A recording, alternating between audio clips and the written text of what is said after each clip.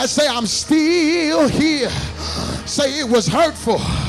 I had people to talk about me. I got tears in my eyes, but I'm still here. Look at somebody else and say, neighbor, excuse me if I start shouting. Look at your neighbor. Say, excuse me if I start screaming. But you don't know the hell I've been through. You don't know the trouble I've been through. Has the Lord brought you out? Has the Lord fed you when you didn't know how you was going to eat? Then tell your neighbor, he kept my lights on. He kept my bread. He been water for me. And I promised the Lord, if he been good to me, that I would praise him. Has he been good to you? Talk back to me. Has he been good? Has he been good?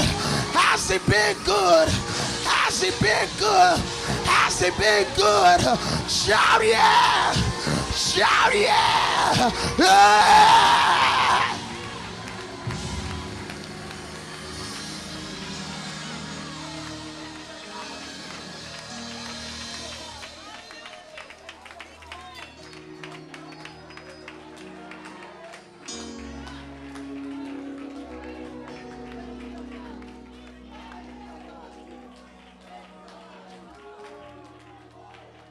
Some of y'all may be ready to go home, but I want those that feel like participating with me.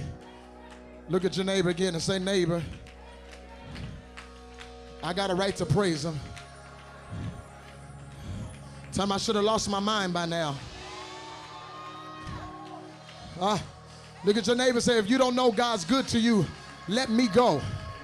Look at your neighbor and say, if you don't think God's going to bring me out, then let me go.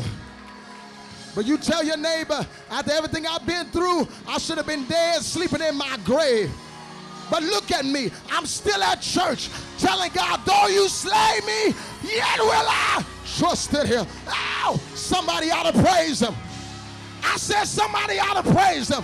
If you know God has brought you from a mighty long way, lift up your voice and praise him. It ain't too late. It ain't too late. Go back and get it. Go back and get the degree. Go back and get your son. Go back and get your daughter. Go back and get your cousin, your brother, your sister. Go back and get them. Look at your neighbor and tell them, I'm getting ready to go back and get my stuff. Anybody got some stuff you need to go back and get? You ought to be tired. You ought to be tired of letting the devil and time eat up your future. Comes a time when you got to live for you. Comes a time when you got to go get your stuff. Pursue and recover it all. God is taking you through this so that you can learn that he's the only friend you'll ever have. Everybody standing, we're getting ready to go. Let me tell you what's interesting about this story. When Ziklag burned all the way up, the 300 men that had his back all of a sudden wanted to stone him. See, Ziklag, your crises, you being broke, the suffering you're going through is showing you that there's folks that said they had your back and they really don't. People will use you till they can't get nothing else from you, and then they'll move on and use somebody else. Don't you compromise your future for friends that wasn't going to stay anyway. I heard somebody say, well, that's my friend. I ain't never going to leave them. I'm going to take them wherever I go. You stupid. Because if they really your friend and they want to go, they'll keep up. I can't get no amens right there. A real friend doesn't ask you to compromise where you're going so you can stay with them.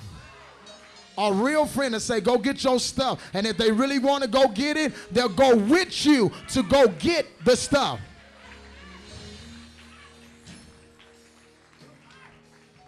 Somebody's in here right now, and enough is enough. God said enough is enough. He said, I don't need to chase after you no more. Come on, brother. Have a seat right there.